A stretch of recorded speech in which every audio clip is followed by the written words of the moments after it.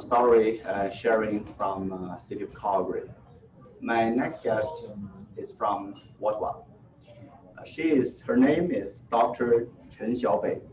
She is professor of Department of Sociology and Anthropology, Halton University, Ottawa.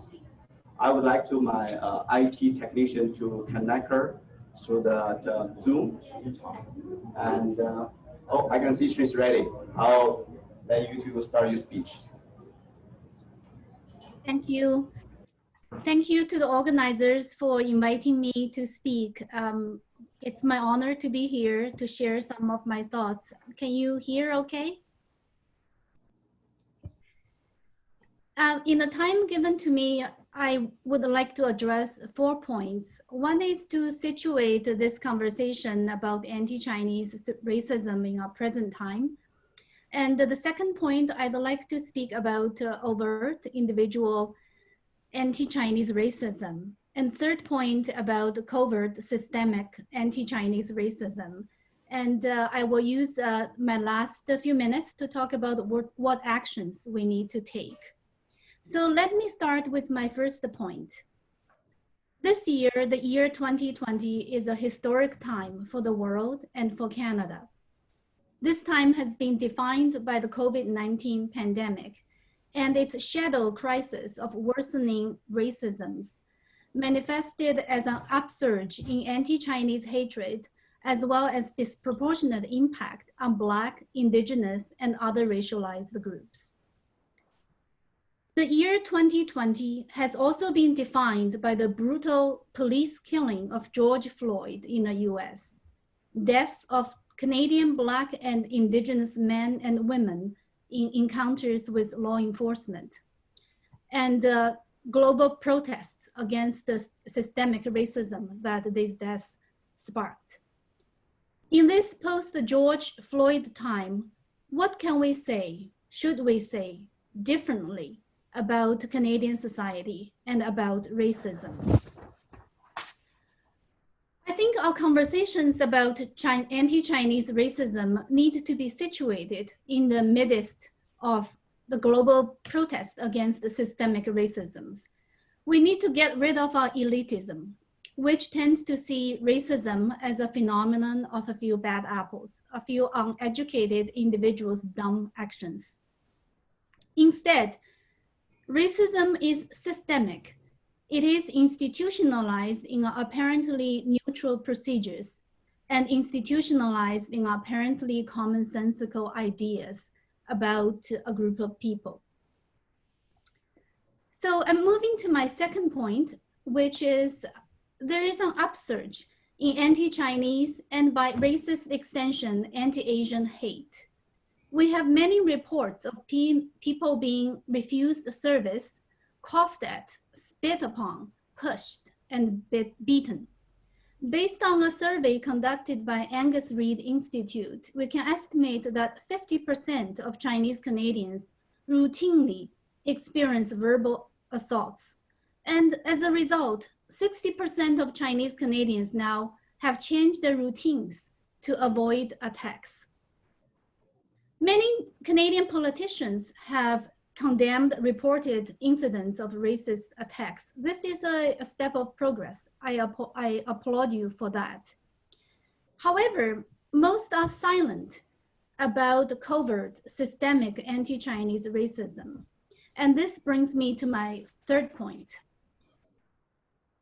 While we pay attention to overt incidences of attacks on the street, which we can often see thanks to new communication technology, let's not forget that what we are witnessing is also a shadow pandemic caused by a virus, which we can name xenophobia, or the scapegoating the Chinese virus. We are witnessing irresponsible politicians, lobbying groups, and some media, even mainstream media, use and promote inflammatory commentaries, using terms such as the Chinese virus, the China virus, Wuhan virus, and the CCP virus. CCP stands for the Chinese Communist Party. The Chinese have become the scapegoat of our time, like the Jews in the past. Indeed, anti-Chinese sentiments have been building up in Canada for some time. Recent socio-economic problems in Vancouver have been simplistically attributed to Chinese Canadians, especially the more recent immigrants from mainland China. Chinese scapegoating has become a go-to narrative. It has been established as a common sense. We are living in a time of geopolitical shift. With China's rise in economic significance, with the tension between China and the US escalating, Chinese scapegoating has become an easy weapon for politicians and for some in the public to grab and to take relief from. A recent Canadian example is a Global News report on April 30th, which painted a distorted picture of the Chinese people in Canada and alleged that they helped China's communist government stockpile PPE supplies with intentions to sell later for profit. This report misrepresented the efforts of Chinese Canadians buying masks and PPE for their relatives, friends, and hospitals in China in January and February as sinister acts directed by a foreign government. The matter of fact is that many of these people had acted out of humanitarianism, of compassion, and volunteerism. The Global News story did not reflect these groups and individuals. It has contributed to further prejudice and anti-Chinese hostility, adding fuel to the ugly trend of scapegoating the Chinese. Evidence for this can be found in hateful, anti-Chinese, anti-immigration comments left at a website featuring the Global News report, such as, I quote, millions of sleeper cells, commies, intern all Chinese nationals, and you must go back now.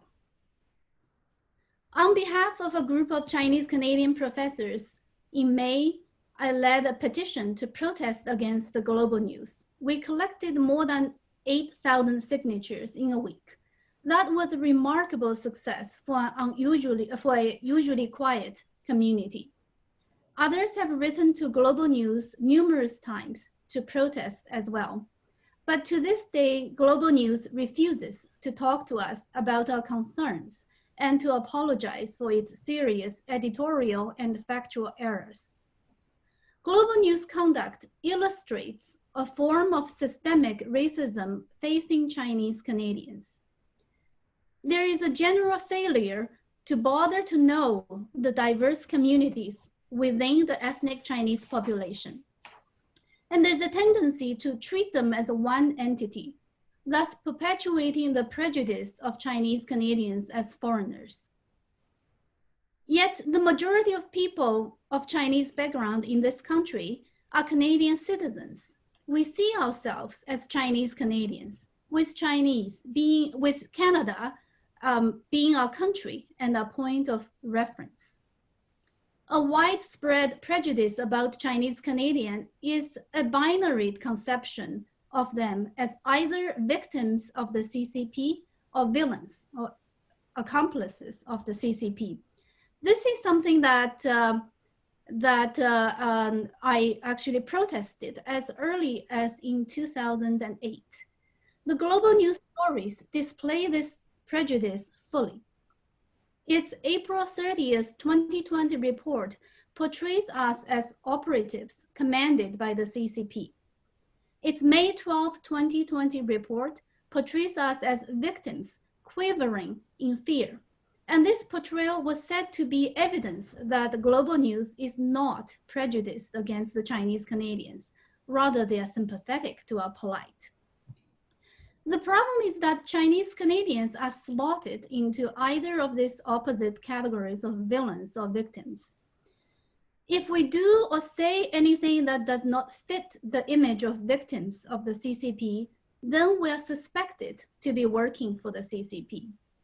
We reject this West-centric Cold War mentality understanding. We should be understood on our terms.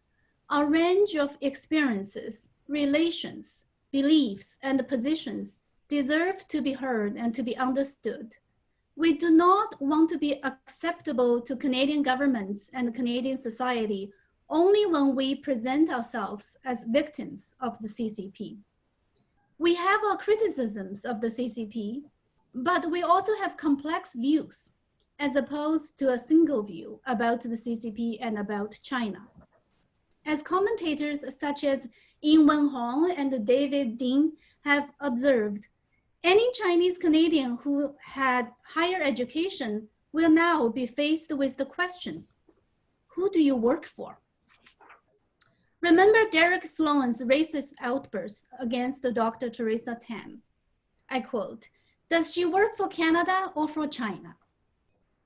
On many occasions, this question will not be asked overtly, but will be asked covertly. Harm will be done, but the evidence of discrimination will be elusive because it is not a fist. It's not a slap on the face. It is not a slur. Yeah. This is one form of systemic racism that is on the rise in Canada.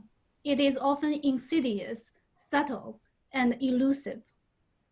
Even though these are not a fist, not spit, not a slur, and cannot be reported to the police, the xenophobic scapegoating narrative is what is at the roots of the rising anti-Chinese, anti-Asian violence.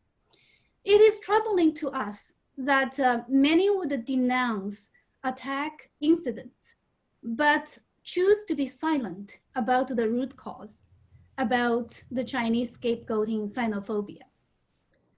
So coming to my last point, what actions do we need? At this moment, while I contribute to the event organizers' efforts to make space to raise awareness about anti-Chinese racism, I believe it is important that this does not come across as a competition with Black Lives Matter.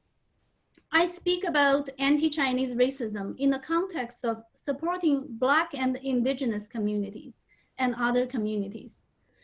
I would like to quote actually my 13-year-old daughter, Elizabeth Chen Baker, whose understanding of these issues makes me very proud.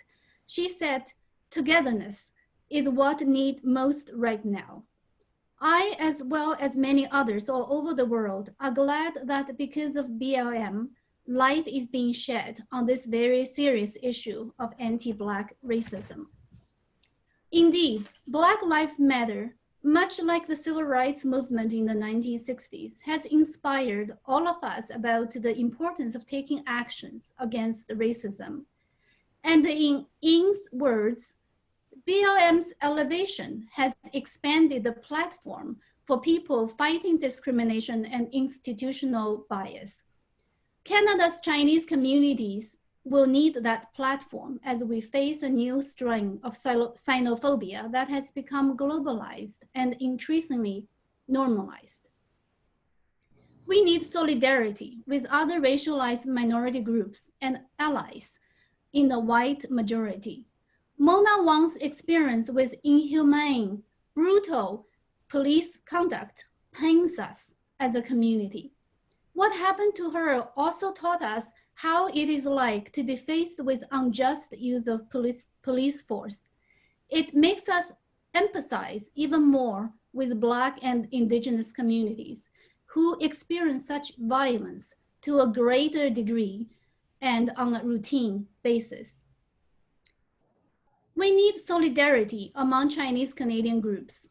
Despite differences in our diasporic histories, in our views, in our ideological stances and culture, we need to work together to push back anti-Chinese racism.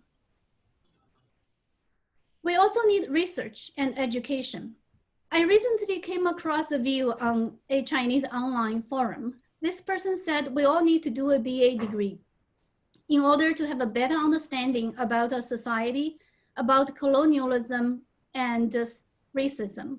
As a sociology professor, of course, I welcome this view, but at the same time, of course, it's not feasible for the vast majority of us. However, we can provide community level public education to learn about and to learn from the long-standing efforts of Black, Jewish, indigenous, Muslim communities, and other groups.